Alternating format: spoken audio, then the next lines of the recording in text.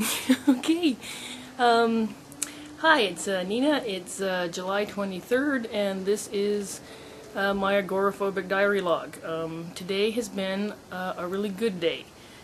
I had a really good professional conversation with Callie T. Rosen, an actor in Hollywood, and I had a great visit with my parents who came over, and we took my dogs for a walk, and we actually left the cul-de-sac and went down to the walkway.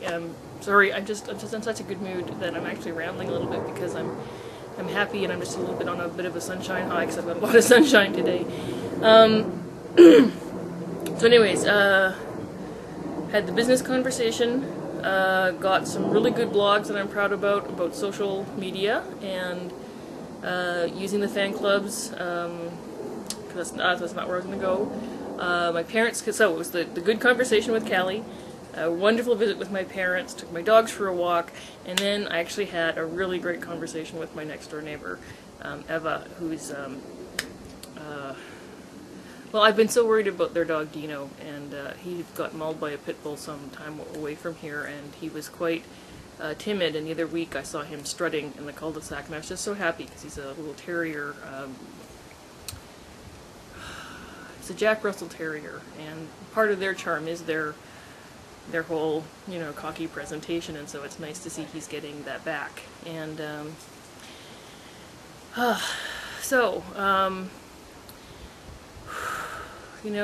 I'm starting to be able to smile again, and I'm really feeling like my genuine smile's coming back. I'm actually sitting down, taking a break from, so I finished watching The X-Files, and I was really pleased with my ability to manage coping through the Vancouver scenes. I actually found the final seasons when they were filming in LA a lot more restful, because now I didn't have to worry about Vancouver, and I just had to, be at a lower level, deal with my government anxiety, which, that was a great show to have picked. And so to celebrate and reward myself, I actually watched my favorite and the first movie that's actually started my recovery process, which was How to Train Your Dragon.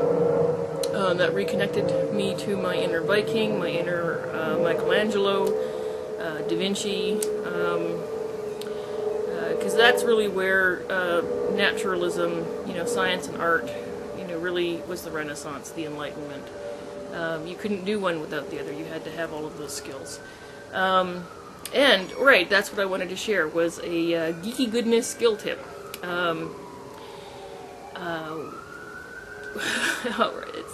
Okay.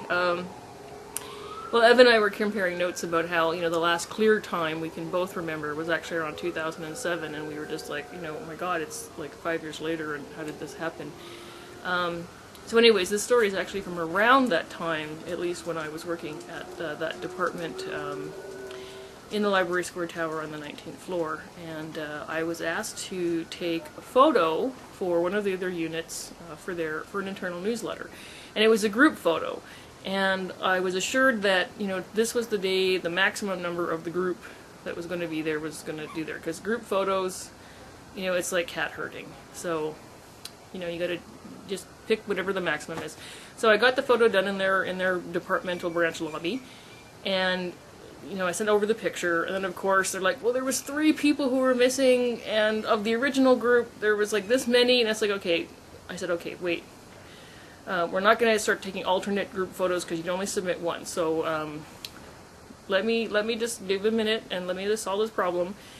And I said, okay, here's what I can do. I will look at the original photo, because I know there were spots where there were no people standing, and then I will stand in the same spot I was as the photographer, and we'll arrange these 3 people in those spots, and I'll just merge the 2 photos and expand the group photo that we have. And everybody just looked at me in complete surprise, and I'm like, okay, I know Photoshop, trust me, you just tell me what you need me to do, and I will know how to do it. And so they were quite pleased with that. And that actually worked to solve the problem. There were spots, I got the 3 people placed, and I made sure that they were each separate so I could isolate them, in the layers to merge down. And now that's customer service. Using your full skills to solve the problem, whether that particular software or even doing that, because actually I wasn't the departmental photographer, I was the photographer for taking the ID badges, so I had the camera. And, you know, but I had the willingness to do this, and this was a fun thing, that was a fun task for me, and it was, you know, fun for them, because it was about employee recognition, so it's about supporting your team, you know, across and outside of your job description, and that's what's called the platinum rule, is giving the customer the service that they don't even know that they need, but that you can know and anticipate. Now, so that's that level. Now, the other level that ended up happening was there was one woman on the team who was, you know, I'm not even sure why I'm hesitating to say this. I weigh 225 pounds currently, and I lost 155 pounds by going vegetarian in a year. So she was fat, and she was actually to the level of obese, and, you know, thinking about it, as the label fit me too, morbidly obese. And anyways, I'm just having Fat Amy flashbacks now that I've, you know, seeing her and things popping up. Bridesmaids was the other movie after How I Met Training Your Dragon. Anyways, so this one woman, in the photo, she was just disproportionate to everybody else, and because she was disproportionate to everybody else in life, and you know, in actuality, and I thought, you know, this is something that people are going to keep, because this is actually, I think it was going on an online, but I think there might have been a printed one as well, and I thought, you know, this is something that she's going to want to hang on to and going to remember, and I thought, here's an extra level of kindness that I can do, and what I did was, I shrunk her by 10%, and then I pasted her into the group. And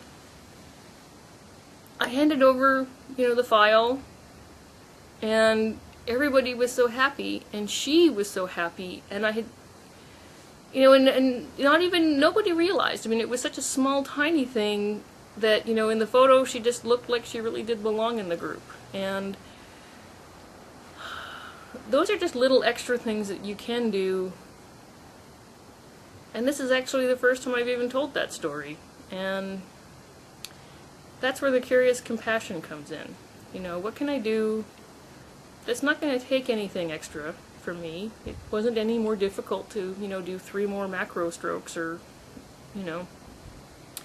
And then she had something tangible that she didn't actually have in reality, in a way. Just something to think about, the reality we create for each other and for ourselves.